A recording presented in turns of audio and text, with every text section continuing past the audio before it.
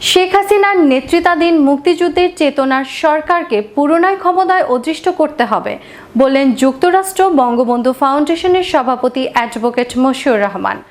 বঙ্গবন্ধু ফাউন্ডেশনের যুক্তরাষ্ট্র শাখার মতবিনিময় সভায় একথা বলেন তিনি। বিস্তারিত থাকছে ডেস্ক রিপোর্টে। বঙ্গবন্ধু ফাউন্ডেশনের যুক্তরাষ্ট্র শাখার মতবিনিময় সভায় ফাউন্ডেশনের কেন্দ্রীয় নির্বাহী সভাপতি অ্যাডভোকেট মশিউর রহমান বলেন, শেখ হাসিনার নেতৃত্বাধীন মুক্তিযুদ্ধের চেতনার সরকারকে পুনরায় ক্ষমতায় অধিষ্ঠিত করতে হবে চলমান উন্নয়ন অগ্রগতির স্বার্থে।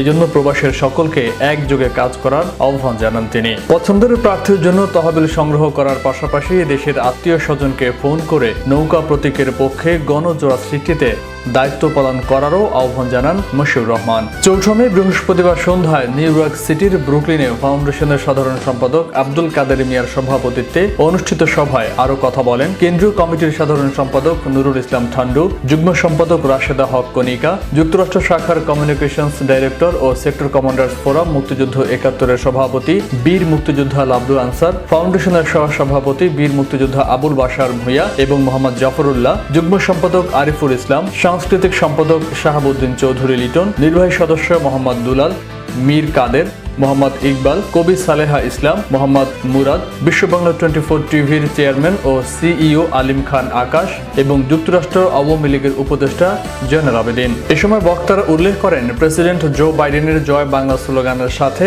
বিশ্ব ব্যাংক এবং IMF এর উচ্ছ্বসিত প্রশংসায় উদ্ভাসিত বাংলাদেশের নেতা শেখ হাসিনাকে পুনরায় ক্ষমতায় বসাতে না পারলে গত 14 বছরের সকল অর্জন ধূলিসাৎ হয়ে যাবে। এ ব্যাপারটি সকল প্রবাসীকে অনুধাবন করতে হবে এবং বাংলাদেশের স্বার্থে ৭১-এর চেতনায় আবারও সকলকে ঐক্যবদ্ধ হতে হবে। সারা বিশ্বে ১০০ কোটি প্রবাসীর অন্তত ৫ কোটি স্বজন রয়েছেন যারা ভোটার। এদেরকে উজ্জীবিত করতে নিষ্ঠার সাথে দায়িত্ব পালন করতে হবে। বক্তারা আরো বলেন, বাংলাদেশের রাজনীতির গতি প্রকৃতি নিয়ন্ত্রণে যুক্তরাষ্ট্রের গুরুত্বপূর্ণ ভূমিকা থাকে। এটি নজরে রেখে নিজ নিজ এলাকার কংগ্রেসম্যান এবং সিনেটরের সাথেও গভীর সম্পর্ক রাখতে হবে। বাংলাদেশ যাতে পুনরায় জঙ্গিবাদের অভয়ারণ্যে পরিণত না হয় সেজন্যই শেখ হাসিনাকে ক্ষমতা রাখতে হবে তা সকলকে জানাতে হবে। উল্লেখ্য, বঙ্গবন্ধু ফাউন্ডেশনের কেন্দ্রীয় নেতৃবৃন্দ যুক্তরাষ্ট্রে এসেছিলেন প্রধানমন্ত্রী শেখ হাসিনার সফরসঙ্গী হিসেবে। ফয়সাল মাহমুদ, বিশ্ব বাংলা 24 নিউজ ডেস্ক।